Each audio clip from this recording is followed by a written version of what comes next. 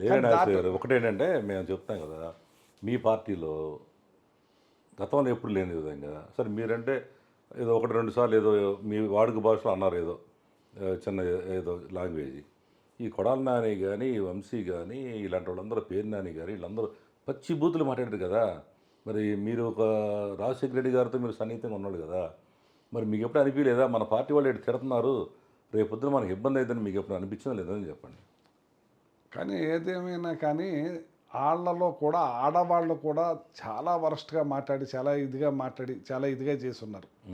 వాళ్ళల్లో కూడా చాలామంది ఉన్నారు పచ్చి బూతులు మాట్లాడిన వాళ్ళు. ఎవరిలో తెలుగుదేశం పార్టీలో ఎవరు మాట్లాడిన వాళ్ళ పేరు చెప్పండి. బోడు మంది ఇది ఆ లేడీ ఎవరో మహిళలు ఉండేవారండి. వాళ్ళని ఇష్టం వచ్చినట్టు మాట్లాడేవారు.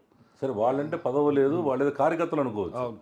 అరే మీరు ప్రజాప్రతినిధులు కదా, మీ వాళ్ళందరూ మంత్రులు కదా, అవును. వాళ్ళ బూతులు మా జోగి రమేష్ కానీ అసలు పచ్చి బూతులు నోటితో చెప్పడానికి లేదు, బీపులు వేసుకున్న వాళ్ళు అందరూ మా వాళ్ళు యూజ్ చేసేవారు. సరే ఇప్పుడు ఆ సంస్కృతి వచ్చింది కాబట్టి జనాల్లో ఒక భావన వచ్చింది, ఇది మాత్రం నిజం. ఇప్పుడు యాక్చువల్గా మాలో జోగి రమేష్ మీరేదో నాని, వేన్నాని, పేరు నాని ఎప్పుడు ఏమండి?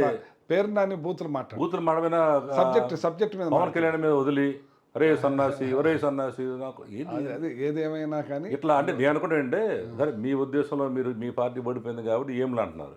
నేనేమంటానంటే మీరు కులాల వారికి విడగొట్టి అక్కడ ఎవరన్నా యాదవ మీద వేయాలంటే మిమ్మల్ని ఉపయోగించడం, కాపుల మీద ఉపయోగించడం పేరు నాని, కమ్మోళ్ళ మీద అంటే వంశీ, ఈ రకంగా ఆ కులాల వారిగా వదిలేసరికి ఫైట్ జరిగి ఒక ఏహే భావన వచ్చేసింది అంటారు. ఏ హిబాయినా దానికన్నా దారుణంగా ఉంది. చంద్రబాబు నాయుడు ఎన్ని అబద్ధాలు చెప్పి ఎన్ని మోసాలు చేసి ఎన్ని నోటుకొచ్చినట్టు ఎలా మాట్లాడి జగన్మోహన్ రెడ్డి గారిని కూడా ఏ రకంగా మాట్లాడి కూడా ఆయన అంత పెద్ద ఇప్పుడు నీ సహచర రాజశేఖర రెడ్డి గారికి తనయుడిగా కొడుకుగా నువ్వు నీ కొడుకు ఎంత ఆయన కొడుకు ఎంత నువ్వు భావించావా?